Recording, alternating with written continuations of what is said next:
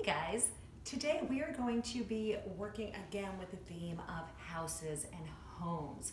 But today, instead of doing a two-dimensional flat one, we are going to use paper to make one that's three-dimensional. We are going to learn how to fold and cut paper so that we can make houses that are connected and can stand up, kind of like the ones that I have right in front of me here. So you guys can take a look at these, and this is what we're going to be working on now. Let's get started. So, as I mentioned, today we are going to continue with our theme of home and houses since we're spending a lot of time in our homes right now. And today I'm going to show you how to make three-dimensional paper houses like mine. You can see how what we're going to do is eventually be able to take them up and stand them up, and I'll show you a better view at the end of the video.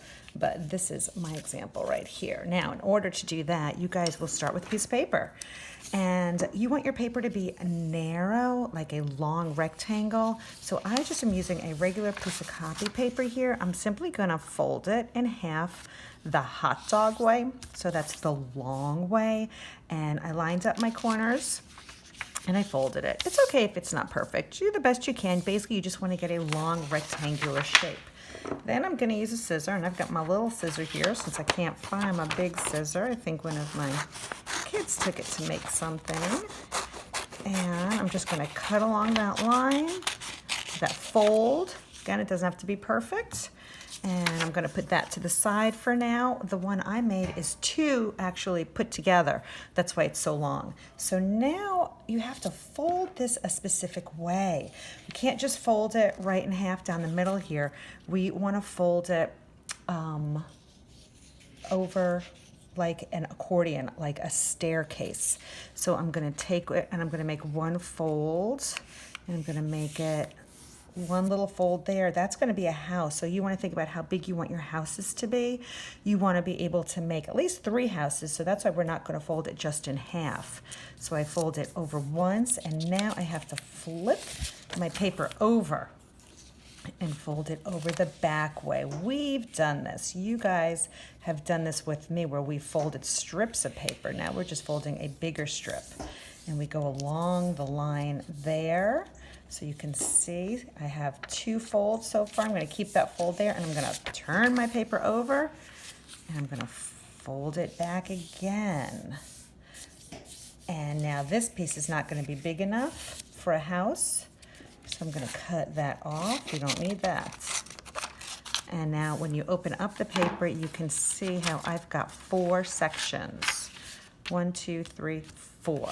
And I'm going to keep that folded, and on the top piece, I'm going to draw a very simple house. Now, in order for this to work, the roof of your house has to go all the way to the ends of the paper. So I'm going to start at the top. You can make your house shape whatever you want, but you need to have it so it goes all the way to the end of the paper. Now, here's the other part that's really important, is we can't just make it a corner over there. We can't just make a regular triangle. We have to skip a space because this is what keeps the paper connected. I'll show you a little bit after I cut it, and hopefully that will explain it a little bit better. But I'm going to skip down a little bit, and I'm going to go over. I'm going to skip down a little bit, and I'm going to go over. I want those to kind of line up because it's the bottom of my roof. But see how there's a space there that's not connected and a space there that's not connected. Now I'm going to do the bottom part of my house. And I go all the way down. That house is kind of long. I had trimmed mine, so if you feel like your house is super long, you can just cut the bottom part of the paper. No big deal. See, you can cut that off, and that's all right. Now, I forgot to put my chimney in. I do like having a chimney on my house. You don't have to put a chimney in there, but I'm going to put a rectangle that comes up to be a chimney. Now, I'm going to actually erase that line because that's a little confusing. Now you can see I just have the outline of a house. But again, we have to have those spaces in between the roof, the top of the roof, and the bottom of the roof. Now I'm going to cut. So I'm just going to cut along that line. And I'm just going to cut right off of the side of that paper. And I'm going to do the same thing down at the bottom. I'm gonna cut. So you can see the bottom part of my house is cut. My papers are still attached. Now, if I cut right along that corner there, and right along that corner there, my papers would separate from each other. That's why it's really important I go up a little bit. And I'm gonna cut around my chimney.